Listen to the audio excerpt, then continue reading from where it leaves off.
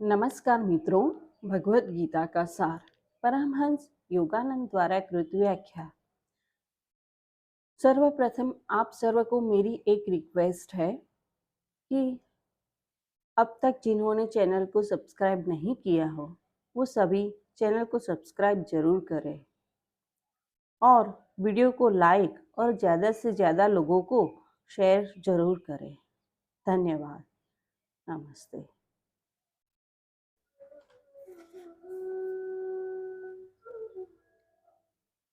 भगवत गीता का सार परमहंस योगानंद द्वारा कृत व्याख्या। गीता अध्याय 2 श्लोक 1 से 39। कृष्ण की सांत्वना। भगवत गीता का दूसरा अध्याय अर्जुन के इस विचार पर गहरे शोक के साथ प्रारंभ होता है कि मुझे अपने बांधवों के साथ युद्ध करना है।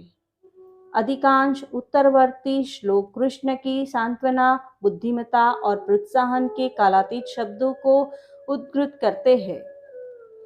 कभी कभी ऐसा होता है कि साधक अपनी अब तक की प्रगति और हतोत्साहित हो जाता है। वह सोच सकता है अनिश्चित आनंद के लिए मैंने निश्चित सुखों को छोड़ा, मुझे कुछ भी न मिला। उसके इस विषाद का कारण उसकी आध्यात्मिक मुक्ति की अभिलाषा है। अर्जुन ने एक पुराने पर भक्ति रहित सन्यासी की तरह नहीं कहा, जिसकी मजेदार कहानी परमहंस योगानंद सुनाते थे। शुभ विदाई भगवान तुम्हें और तुम्हारी पागल भीड़ भाड़ को अलविदा। वह अर्जुन इंद्रियों को झूठे सुखों और को चाह के साथ याद नहीं कर रहा, बल्कि वह निरुत्साहित है क्योंकि उसकी आध्यात्मिक अनुभव की आशाएं पूर्ण नहीं हुई। दो जगतों के बीच फंसा पर साथ ही उच्च मार्ग में विश्वास करने वाला अर्जुन अपने रथ में वापस बैठ गया और उद्विग्न मन से बोला, मैं और कुछ नहीं कर सकता। कृष्ण उस अंतरस्थित दिव्य उपस्थिति का निरूपण करते हैं जिसे आत्मा कहते हैं। वे आंतरिक रूप से साधक का धैर्य बंधाते हैं और स्नेहपूर्ण आश्वासन देते हैं। यदि व्यक्ति ने बहुत अच्छे कर्मों के साथ जन्म लिया हो तो और बात है। ईश्वर मानव मुख या महान दृष्टि के माध्यम से बोले यह आवश्यक नहीं है, पर वे स्वयं को शारीरिक रूप से गुरु के माध्यम से प्रकट करते हैं। गुरु भी शिष्य को मुख्यतः उसके अपने अंतः प्रेरित अवबोधन से ही शिक्षा देते हैं। आध्यात्मिक दृष्टि से अर्जुन के विषाद के आंसू भी उचित है, क्योंकि वे दिव्य सत्य को पाने की उसकी अपूर्ण इच्छा को प्रकट करते हैं। उसके मन को अभिप्सा के साथ जोड़ते हैं तथा दिव्य के अवर्णनीय आनंद के साथ एक होने की उसकी अदम्य प्यास को भी शब्द देते हैं। तर्कपूर्ण चिंतन के बाद साधक पूर्ण समर्पण और अंतःप्रेरणा के स्पष्ट बोध की ओर बढ़ता है और आध्यात्मिक प्रगति के लिए वह प्रवृत्ति आवश्यक है। यह जानना आवश्यक है कि मौन अंतःप्रेरणा के द्वारा ऐसा प्रोत्साहन पिछले जन्मों में किए गए पर्याप्त आध्यात्मिक कार्यों की ओर संकेत देता है। संभवतः ईश्वर की ओर से यह निर्दयतापूर्ण लगता है कि वह मनुष्य के संदेहों, भयों और मन की बाधाओं को तत्काल दूर नहीं करता। पर जरा सोचो, कितने जन्मों तक अहम ईश्वर से दूर भटकता रहा और उसके प्रेम को ठुकराकर एक बार फिर उसने इंद्रियों के संसार में संतोष ढूंढने का गलत निर्णय लिया। अर्जुन को अब संसार के प्रति आकर्षण नहीं है, बल्कि वह उस स्तर पर है जहां संसार उसे अच्छा नहीं लगता, पर फिर भी वह उसे ठुकराने में झिझक रहा है। इस स्तर पर ईश्वर उसे अंतर्दृष्टि और अंतःप्रेरणा को उचित समय पर प्राप्त करने की दृढ़ आशा और सांत्वना दे रहे हैं। यह पर्याप्त आंतरिक प्रगति का चिन्ह है। अपने शत्रुओं, बंधुओं के प्रति अर्जुन की दया क्या उसके द्वारा त्यागे सुखों को फिर से पाने की इच्छा की ओर संकेत करती है? चूंकि गीता सबके पथ प्रदर्शन के लिए लिखी गई है, तो यह कह सकते हैं कि संभवतः यह विषाद अर्जुन की समस्या हो। यद्यपि यह भी तथ्य है कि पुस्तक ऐसा कोई संकेत नहीं देती कि आवश्यक रूप से ऐसा ही है। उसका विषाद अब तक उसकी आध्यात्मिक प्राप्ति की कमी के कारण है। बहरहाल भगवान उससे कहते हैं, वे तुम्हारे शत्रु हैं, उनके प्रति सदैव मत हो, क्योंकि उनका उद्देश्य तुम्हें नष्ट करना है।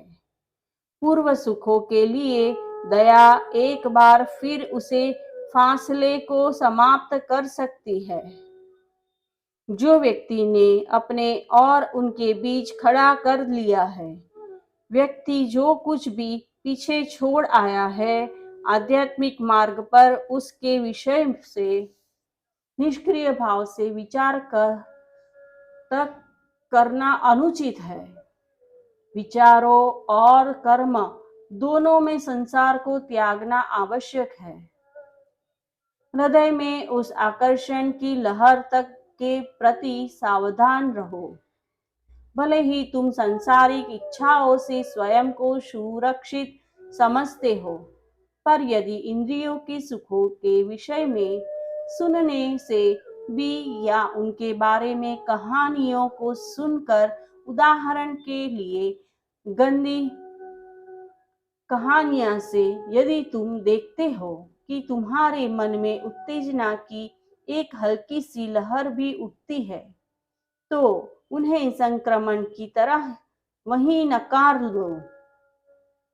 लोग उपहास भरे स्वर में कह सकते हैं कि यह तो बस मन में ही तो है।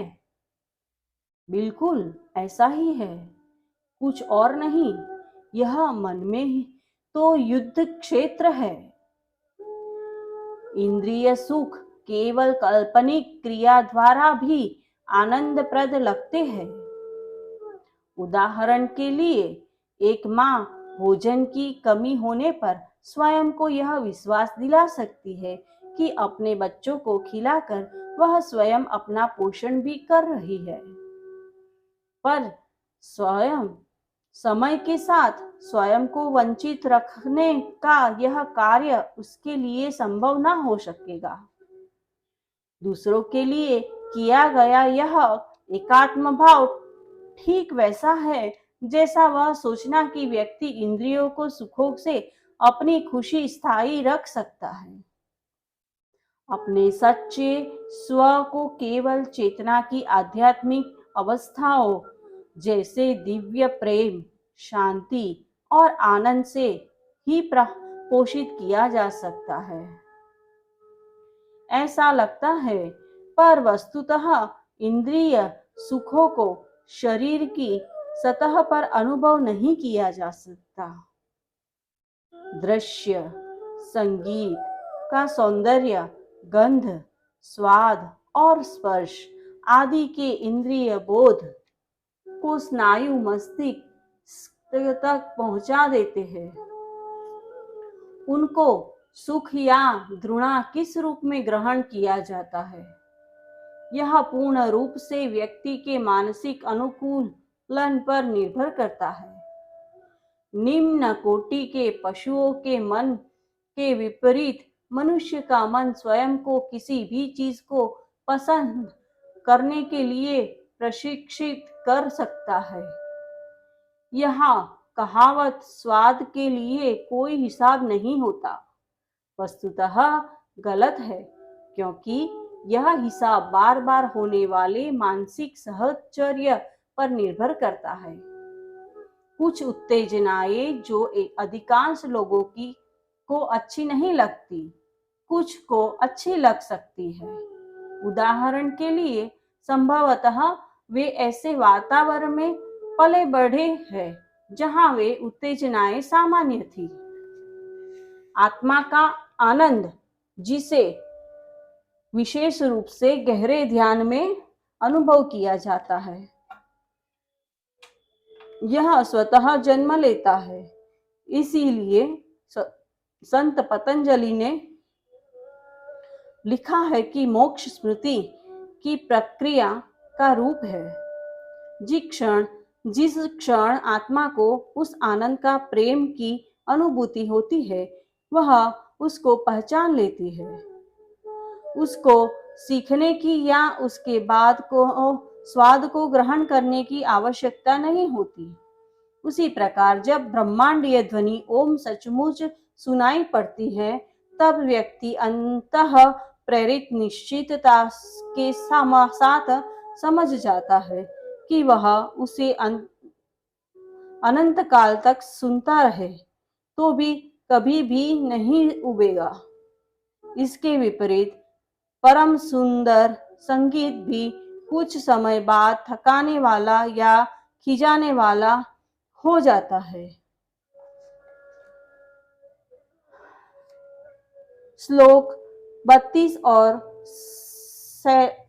37 में बताए गए स्वर्ग का अर्थ यहाँ उस सूक्ष्म स्वर्ग से अधिक है जहाँ योद्धा वीर गति प्राप्त करके जाते हैं। भगवद गीता एक धर्म ग्रंथ है। जिस प्रकार ईसा मसीह की शिक्षाओं में उनके द्वारा दिए स्वर्ग के अधिकांश संदर्भों में उनका अर्थ ईश्वर के साथ एकत्व में से है, इसी प्रकार यहाँ कृष्ण के कहने का गहरा अर्थ दिव्य चेतना के असीम क्षेत्र से है। साधक के लिए विजय का पुरस्कार अनंत परमानंद में आत्मा मुक्ति है। चर्च की साधारण शिक्षाओं को पंडितों द्वारा बताए गए उच्चतम आदर्शों के साथ समझौते के विपरीत भगवद गीता जिन उच्च सत्यों की शिक्षा देती है, वह बहुत दृढ़ है। ईसाई चर्चों में ईसा मसीह की यह चेतावनी, अपने संपूर्ण दिल, आत्मा, मन और शक्ति के साथ ईश्वर को प्रेम करो, विरले ही सुनने को मिलती है। और जब उनका यह कथन उद्धृत किया जाता है, इसलिए तुम भी पूर्ण बनो क्योंकि ईश्वर भी पूर्ण है, इसके अर्थ को यह कहकर हल्का बना दिया जाता है कि नेक बनो, क्योंकि ईश्वर अपनी पूर्णता में हमसे नेक बनने की आशा करते हैं।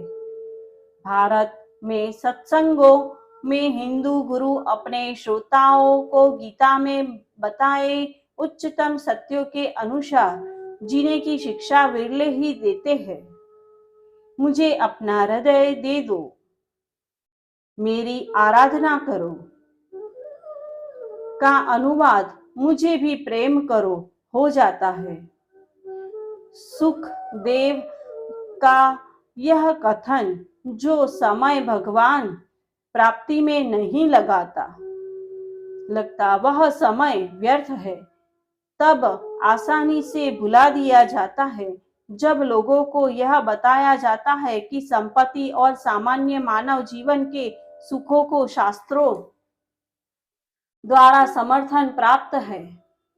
हाँ, उन्हें समर्थन मिला हुआ है यदि व्यक्ति केवल अच्छे कर्मों से संतुष्ट है और निरंतर ऊपर उठने और नीचे गिरने वाले जन्म तथा मृत्यु के चक्र में फंसे रहना चाहता है। कृष्ण की उच्चतम शिक्षा में कोई समझौता नहीं है। यह बताना भी उचित होगा कि गीता की शिक्षा उसी प्रकार हर व्यक्ति के लिए है जिस प्रकार ईसा मसीह की कृष्ण गीता में आगे कहते हैं। इस धर्म के थोड़े से अभ्यास से व्यक्ति को भयंकर भयों और महान दुखों से मुक्ति मिलेगी। 10वां श्लोक जिसे ऊपर उद्धृत नहीं किया गया, बल्कि अध्याय के सार संक्षेप में जिसे सम्मिलित किया गया है, उसमें कहा गया है कि अर्जुन को युद्ध करने का उपदेश देने से पहले कृष्ण ने मानो मुस्कुराते हुए कहा। योगानंद जी के अनुसार ये शब्द महत्वपूर्ण हैं, क्योंकि ये संकेत देते हैं कि ईश्वर मानव व्यवहार का कठोर आलोचक नहीं है, बल्कि हमारी ओर है। वह चाहता है कि हम आध्यात्मिक प्रगति करें, और यदि हम गलती करते हैं तो वह सदा ही क्षमा करता है। यह शब्द मानो मुस्कुराते हुए संकेत करते हैं कि अर्जुन इस पथ पर प्रगतिशील थे, अतः उसने ईश्वर के ऐसे प्रेमपूर्ण संकेत को पाया। युद्ध में कृष्ण सक्रिय नहीं रहते और केवल अर्जुन के रथ का मार्गदर्शन करते हैं। इस कारण साधक को वे प्रायः दूर ही लगते हैं, यहाँ तक कि उन्हें पाने के गंभीर प्रयत्नों के प्रति भी वे उदासीन लगते हैं। पर कृष्ण की मुस्कान सदा ही उन लोगों के लिए है जो गंभीरता से उन्हें पाना चाहते हैं। उन्हें आसानी से जीता नहीं जा सकता, पर समय समय पर किसी न किसी रूप में उनका स्नेह भरा आश्वासन अवश्य ही मिल जाता है। साधक अपने दिल में ईश्वर की प्रेम भरी सहायता को अनुभव करता है। समय के साथ वह उस आंतरिक मुस्कान के प्रति सचेत भी हो जाता है। अपनी इसी मुस्कान के साथ कृष्ण भगवद गीता में उपदेश देते हैं। इसी मधुरतम प्रेम के साथ भगवान अपने भक्त को बिना किसी शर्त के संतोष के एकमात्र स्रोत के रूप में उन्हें प्राप्त करने के लिए उपदेश देते हैं। इस बीच साधक को चिंतातुर होकर भगवान की आश्वासन भरी मुस्कान की प्रतीक्षा नहीं करनी चाहिए, बल्कि उन्हें अपने कर्मों द्वारा प्राप्त कर्तव्यों का सदा ही शांतिपूर्ण पालन करते हुए अपने उद्देश्य की ओर संभाव से आगे बढ़ना चाहिए। हर परिस्थिति में शांत मन वाला और प्रसन्न होना एक योगी का पहला कर्तव्य है। निश्चित रूप से इसका अर्थ लोगों को कष्टों में प्रसन्न होना नहीं है। व्यक्ति को दूसरों का आदर और उनके दुखों के प्रति सहानुभूति भी करनी चाहिए, जैसे कृष्ण ने की थी। अपने कष्ट के संबंध में एक योग साधक को सुख और दुख दोनों के साथ अपने स्व को एकाकार करने के विचार को दृढ़ता से हटा देना चाहिए। कष्ट भले ही हो रहा हो, पर उसे उस कष्ट को अपना नहीं समझना चाहिए। जितना अधिक वह प्रकृति की प्रतिकूलता का युक्त स्थिति का अवरोध कर सकेगा, माया के द्वैत को रोक सकेगा, वह देखेगा कि हर परिस्थिति में आंतरिक रूप से वह उतना अधिक शांत रह पाएगा।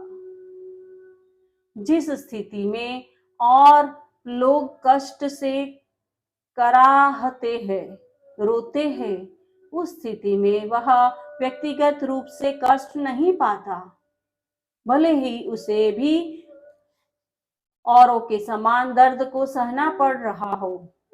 वह शांति के केंद्र में होगा, जहां से तत्काल किसी भी दिशा में उचित कदम उठाया जा सकता है।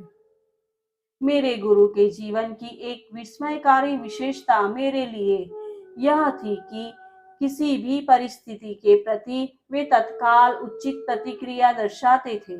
मैं कहना चाहूंगा कि 3.5 वर्षों में जब मैं उनके पास था, मैंने देखा कि उनकी दृष्टि या प्रतिक्रिया कभी भी एक जैसी नहीं होती थी। एक साधक के लिए यह उचित है कि वह गर्मी और सर्दी, सुख और दुख आदि परस्पर विरोधी द्वंद्वों को विवेक के साथ स्वीकार करे। उनकी प्रामाणिक शक्ति के सामने अपनी क्षमता की बहुत दूर तक परीक्षा लेने के प्रति उसके सावधान रहना चाहिए। ऐसा करना हठ धर्मिता होगी। वस्तुतः यह हानिकारक सिद्ध हो सकता है। कोई व्यक्ति बहुत लंबे समय तक ठंडे पानी में रह सकता है, पर उसके साथ यह भी हो सकता है कि महीनों तक उसे गर्माहट ही न अनुभव हो। इस प्रकार व्यक्ति अपने स्वास्थ्य तक को खतरे में डाल सकता है। सम मन वाला एक एवं प्रसन्न रहने की सलाह के साथ एक उतनी ही महत्वपूर्ण सलाह और भी है।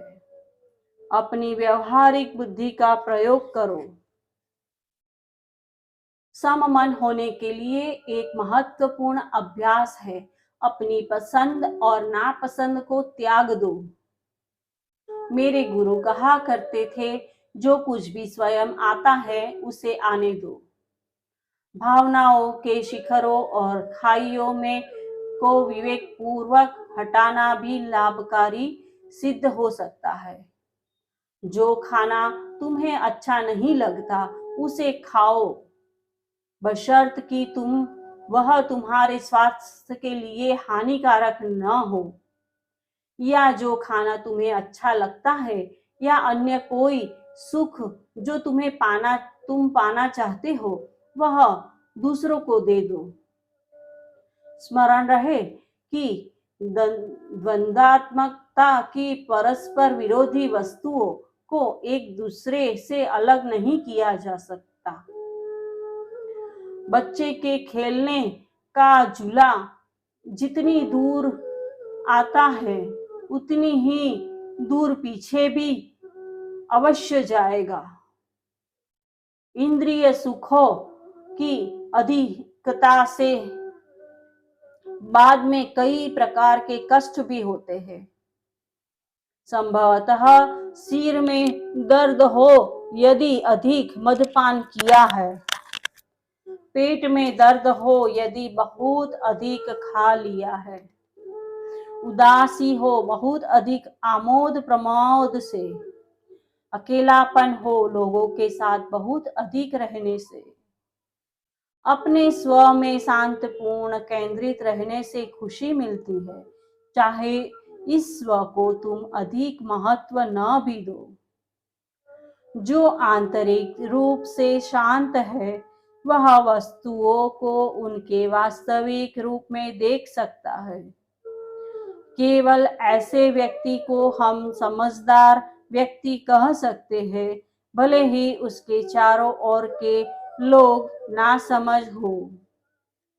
सममन और प्रसन्न मनोवृत्ति वाला होने के लिए प्राकृतिक मृत्यु और मरने के स्वाभाविक भय के विचार का सामना करना महत्वपूर्ण है, जिसके विषय में कृष्ण ने भगवत गीता के 2 अध्याय में कहा है, कभी न कभी हर व्यक्ति को मरना है। स्वयं जीवन मृत्यु की अंतिम परीक्षा की तैयारी है। इस घटना को स्वाभाविकता के रूप में स्वीकार करो, विकार के रूप में नहीं। जैसे अपने शरीर को स्नान करवाते समय स्वयं से कहो, इस बाह को मैं स्नान करा रहा हूं, यह एक दिन राख या मिट्टी हो जाएगी। यह मैं या मेरा स्व नहीं है। रात को सोने से पहले मानसिक रूप से अपनी सारी वस्तुओं, अपनी इच्छाओं और आसक्तियों को अग्नि में जला दो। एक एक कर उन्हें आग में डाल दो और देखो कि वे कैसे खुशी खुशी चटखती है और गायब हो जाती है। कुछ भी तुम्हारा नहीं है, तुम्हारा अपना अहम तक भी नहीं। दृढ़ता से इस मनोवृत्ति को पकड़ना ही आंतरिक स्वतंत्रता का मार्ग है। हर वस्तु को अपनी मानसिक अग्नि में विलुप्त होते देखकर आनंद लो। जो तुम वस्तुतः आंतरिक रूप से हो, उसे कुछ भी नहीं, मृत्यु भी नहीं स्पर्श कर सकती। इस बीच अगले दिन अपने सांसारिक कर्तव्यों को निष्ठा के साथ और आंतरिक निरासक्ति के साथ निभाओ। सब कुछ ईश्वर को अर्पित करो और उसे प्रसन्न करने का प्रयत्न करो। आतुरता से उसकी स्वीकृति और मुस्कान की प्रतीक्षा मत करो, पर सदा इस विचार के साथ रहो कि वह मुस्कान तुम्हें पहले से ही प्राप्त है, क्योंकि तुम अपने अंतर में स्वयं को जितना मुक्त अनुभव करते हो, उतना अधिक तुम खुश रहोगे। अपने स्व में रहो, अपनी स्थायी वास्तविकता के रूप में इसमें केंद्रित रहो। बाकी सब कुछ इस आंतरिक स्व के चारों ओर होने वाला नृत्य भर है। किसी भी वस्तु के बंधन में मत बंधो। जो कुछ भी तुम करते हो, आंतरिक रूप से मुक्त रहो। आंतरिक स्वतंत्रता को सारे नैतिक गुणों में सर्वश्रेष्ठ कहा जा सकता है। आध्यात्मिक मार्ग में सबसे महत्वपूर्ण कार्य या प्रयत्न वह है जो तुम्हें अहम में आसक्ति के भाव से मुक्त करता है। जैसा कि कृष्ण आगे स्पष्ट करते हैं, तुम स्वयं को कर्म करने से रोक नहीं सकते। कर्म करने की मनाही भी एक प्रकार का कर्म ही है। लोग कई बार गलत सलाह देते हैं। अगर तुम किसी को गड्ढे में असहाय पड़े देखते हो तो उसकी सहायता के लिए कुछ मत करो, क्योंकि उसकी सहायता करके तुम कर्म करोगे। कितनी मूर्खतापूर्ण सलाह है। पहली बात तो उसकी सहायता करने से तुम पुण्य करोगे, जो भूतकाल में किए तुम्हारे बुरे कर्म को कुछ हद तक व्यर्थ कर देगा। दूसरा, इस स्थिति में उसकी सहायता न करके जो कर्म तुम कर रहे हो वह भी बुरा कर्म पाप है। कर्म न करने का निश्चय वैसा ही है जैसे घोड़े की लगाम खींचकर उसे रोकना। इसमें इच्छा शक्ति को प्रयत्न करना पड़ता है, अतः इसका अर्थ भी किसी प्रकार का कर्म करना है। अहम क्या है? कल्पना करो कि चंद्रमा की छाया अनेक जल से भरे बर्तनों में पड़ रही है। हर बर्तन में वही छाया या प्रतिबिंब है, फिर भी प्रत्येक में वह अलग प्रतीत होता है। जब हम आकाश में देखते हैं तो पाते हैं कि सभी प्रतिबिंब उसी एक चंद्रमा के ही है, पर साथ ही साथ वे सब एक दूसरे से भिन्न दिखते हैं, क्योंकि किसी बर्तन का जल चंचल है, या किसी में ऊपर कुछ कचरा तैर रहा है, या किसी के रंग में फर्क है, या प्रत्येक मनुष्य की आत्मा में उसी परमात्मा के आनंद का प्रतिबिंब है, क्योंकि वह आनंद व्यक्तिगत अहम में प्रतिबिंबित हो रहा है। इसलिए उसका आकार और विशेषताएं बिल्कुल अलग दिखती है। यदि मन बेचैन है तो उसका स्वाभाविक आनंद खो जाएगा, और अगर मन बहुत अधिक बेचैन है तो वह कष्ट और दुख के रूप में दिखाई देगा। जिस सीमा तक व्यक्ति की भावनाओं में इच्छाओं और आसक्ति या मोह का कचरा है, उतना अधिक अहम प्रतिबिंबित वास्तविक आनंद विकार पूर्ण हो जाएगा। यद्यपि यह विकार केवल उसके प्रतिबिंब में ही है। जल की भांति यदि व्यक्ति की चेतना पूर्वग्रहों, पसंद नापसंद और गलत फहमियां के विचारों के रंग में रंगी है, तो ये रंग उसके आंतरिक आत्मिक आनंद की उस स्पष्टता को प्रभावित करेंगे जो व्यक्ति की चेतना में स्पष्ट रूप से चमकती है। वास्तव में आध्यात्मिक प्रगति कुछ प्राप्त करना नहीं है, बल्कि सत्य या वास्तविकता को धूमिल करने वाले विकारों को हटाना है। ये सब विकार हमारे अपने अस्तित्व के सच्चे आनंद के भ्रमित प्रतिबिंबों में है। अंत में जब हम अपने छोटे से प्रतिबिंब को चांद को समर्पित कर देते हैं, हम देखते हैं कि उस इंद्रियातीत आनंद में भी अमर संस्मृति के रूप में हमारा प्राचीन और त्यागा हुआ अहम हमेशा हमारे साथ रहता है। अब प्रश्न यह उठता है कि मृत्यु के बाद अहम परमात्मा के साथ एकाकार हो उसी में विलीन क्यों नहीं हो जाता? सत्य यह है कि पार करने के लिए हमारे और शरीर में भी है। कल्पना करो, सागर के जल से भरी एक बंद बोतल महासागर पर तैर रही है। अगर बोतल टूट जाती है तो स्वाभाविक रूप से उसके अंदर का जल अपने चारों ओर के जल में मिल जाता है और सागर के बाकी जल से भिन्न नहीं रहता। यदि वह बोतल एक और बंद बोतल में एक और दूसरी बोतल, तीसरी बोतल और अंदर रखी हुई है, तो सबसे बाहर की बोतल के टूटने से सबसे अंदर रखी हुई बोतल का पानी बाहर नहीं आ पाएगा। भौतिक शरीर बाहरी बोतल के समान है। इसके अंदर है प्रकाश और शक्ति का सूक्ष्म शरीर, जिसे हम उस भौतिक शरीर का मूल स्वरूप कह सकते हैं। जब तक यह सूक्ष्म शरीर भौतिक इच्छाओं से मलिन है, वह अपने आप को आवृत करने के लिए एक और भौतिक शरीर की रचना कर लेता है। निसंदेह कोई भी स्वरूप पूर्ण नहीं होता।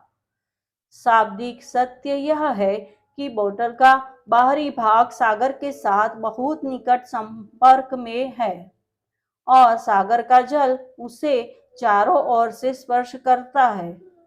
आध्यात्मिक सत्य यह है कि शरीर की चेतना परम आत्मा के संपर्क से सबसे अधिक दूर है और सूक्ष्म शरीर में सचेतन रूप से रहने से व्यक्ति उस परम संपर्क के पास आता है। शक्ति के सूक्ष्म शरीर में भी एक अंतिम आवरण होता है, वह है विचारों से बना कारण शरीर।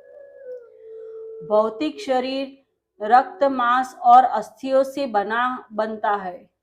विज्ञान के अनुसार इसमें 16 तत्व होते हैं। परमहंस योगानंद भौतिक शरीर के साथ सूक्ष्म और कारण शरीर की तुलना करते हुए कहते हैं कि सूक्ष्म शरीर में 19 तत्व होते हैं, जिसमें अनेक प्रकार की शक्तियां होती है।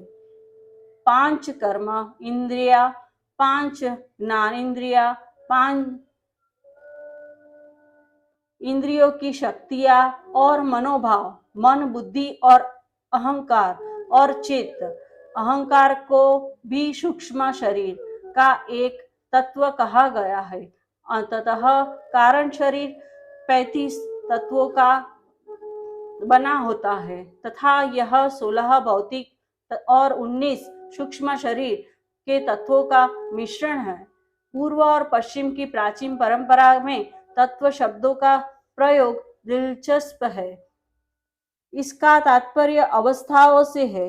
न कि भौतिक अभिव्यक्ति के रासायनिक तत्वों आकाश, वायु, अग्नि, जल और भूमि से। इन अवस्थाओं को मेरुदंड के 5 चक्रों के रूप में भी जाना जाता है और इसीलिए 5 पांडव भाइयों के रूप में भी। जब पदार्थ सर्वप्रथम अभिव्यक्त होता है तब वह आकाश होता है। योगानंद के अनुसार यह स्वयं एक स्पष्ट कंपन है और जिसे आकाश ईथर के रूप में जाना जा सकता है। पदार्थ की अगली अभिव्यक्ति आकाश गंगाओं की, गैसों या निहारिकाओं की है। ये धीरे धीरे जलवंत पदार्थों की विशाल गोलों के रूप में घनीभूत होती है। उसके बाद जल या द्रव्य के रूप में, जैसे बहता हुआ लावा आदि, जो पदार्थ का द्रव्य रूप है, और अंत में भूमि या ठोस पदार्थ के रूप में। योगी अपनी चेतना को और जब मेरुदंड के 5 चक्रों से ऊपर उठाता है तब उसे अभिव्यक्ति की तात्विक अवस्थाओं की विशेष शक्ति प्राप्त होती है, जैसे स्वयं को चट्टान की तरह चंचल बनाना और चट्टान की तरह अचल बनाना और अत्यधिक भारी बनाना। वह पानी और उसके बाद अग्नि पर चल सकता है, वह उड़ सकता है, वह अपनी चेतना को बाहर अंतरिक्ष में विस्तृत कर सकता है। अंततः संपूर्ण वास्तविकता के एक असीम महासागर के रूप में आत्मा की असीमता की कल्पना की जा सकती है।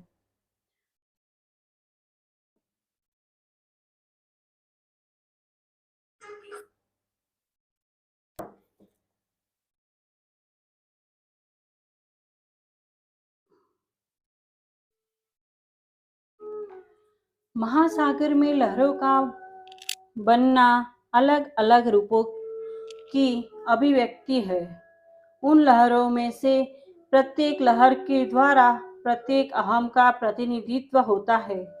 साधना आध्यात्मिक प्रयत्न का लक्ष्य अभिव्यक्ति की लहर को हटाकर पुनः महासागर में मिलाना अर्थात निमसीम होना है। योगानंद जी एक उदाहरण इस बात को स्पष्ट करने के लिए दिया करते थे, जिसे मैंने अहम का पुनः असीम परमात्मा में मिल जाना कहा। इस उदाहरण द्वारा वे इसे स्पष्ट करते थे। जॉन नामक एक व्यक्ति युगों तक परमात्मा के महासागर पर अनेक आकार की लहरों के रूप में प्रकट होता रहा। आत्मा सदा इस रूप में अभिव्यक्त होती है, तब वह निम्न लगती है। जब जॉन की व्यक्तिकता की लहर पुनः सागर में चली जाती है, वह तब लहर नहीं रहती, स्वयं को उस ईश्वर के रूप में जानने लगती है जो उनके अनेक जन्मों में जॉन बनता रहा। अब अनंततः उसे यह समझ आ गया है कि उसका भिन्न होना एक भ्रम था। अब वह पुनः परमात्मा बन गई। जॉन का व्यक्ति विशेष का अस्तित्व समाप्त नहीं हुआ। पिछले जन्मों में वह कौन था, वह स्मृति रह जाती है। इस स्मृति के कारण स्वयं अहम का असीम चेतना में अस्तित्व बना रहता है और जब भी असीम का आदेश होता है वह पुनः अभिव्यक्त हो सकता है। इसी प्रकार कृष्ण वे जब पृथ्वी पर थे तब भी उन्हें भगवान समझा जाता था। गीता में वे ईश्वर के प्रतीक के रूप में हैं। वे केवल असीम भगवान ही नहीं थे, जिन्होंने इस रूप में अवतार लिया था, बल्कि अहम की व्यक्तिक स्मृति थे। वह अहम जिसने अनेक मनुष्यों के रूप में तब तक जन्म लिया जब तक परम मुक्ति को नहीं प्राप्त कर लिया। परंपरा के अनुसार कृष्ण विष्णु के अवतार थे। विष्णु स्वयं असीम चेतना के केवल एक अंश है। वास्तव में विष्णु ओम के त्रियक कंपन के एक अंश है। ओम के विषय में और बाद में इस तथ्य पर विचार करना बहुत दिलचस्प है कि महासागर की लहरें स्थायी वास्तविकता नहीं है। लहर के ऊपर तैरती वस्तुएं लहर के साथ ऊपर उठेगी और नीचे गिरेगी। लहर एक स्पंदन के रूप में ही है, वास्तविक है। हम कह सकते हैं कि अहम भी असीमता की सतह पर केवल एक स्पंदन है। भगवान ने मनुष्य को अंतरिक्ष के चलचित्र से आनंद उठाने के लिए धरती पर भेजा था, पर दुख की बात है कि आसक्ति और इच्छाओं ने उसकी चेतना को मलिन कर दिया। चलचित्र की प्रतीयमान जो सत्य लगती है पर है नहीं। वास्तविकता में मग्न मनुष्य यह भूल गया कि यह सब कुछ नहीं है। केवल चलचित्र दिखाए जाने वाले यंत्र प्रोजेक्शन बूथ पर फिल्म पर छपे चित्रों से गुजरने वाली प्रकाश की किरण है।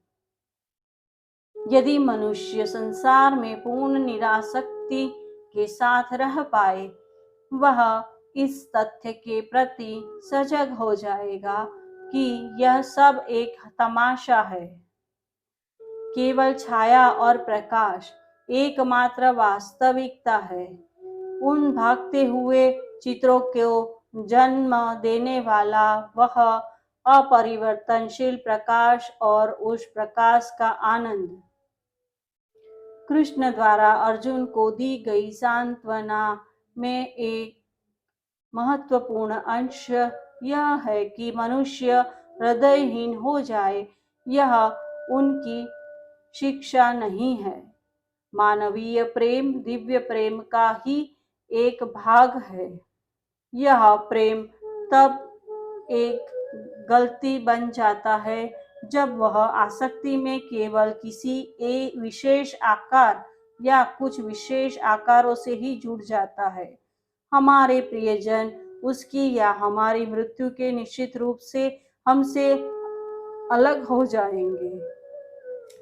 इसलिए हमें सदा ही विवेक पूर्वक यह स्मरण रखना चाहिए कि सभी मानव और प्रत्येक वस्तु उसी एक ईश्वर से आई है और हमारा प्रथम प्रेम केवल उसी के प्रति होना चाहिए। इस प्रकार हम 40वें श्लोक तक और योग के विषय में कृष्ण की शिक्षाओं के प्रारंभ तक पहुंच गए हैं। वासुदेवार्पणमस्तु। नमस्ते। जय गुरु। अगर आपने भगवत गीता को अपने जीवन में पढ़ा है तो अपने अनुभव और कौन सी गीता पढ़ी है वह कमेंट बॉक्स में लिखकर हमें जरूर बताएं। धन्यवाद। नमस्ते।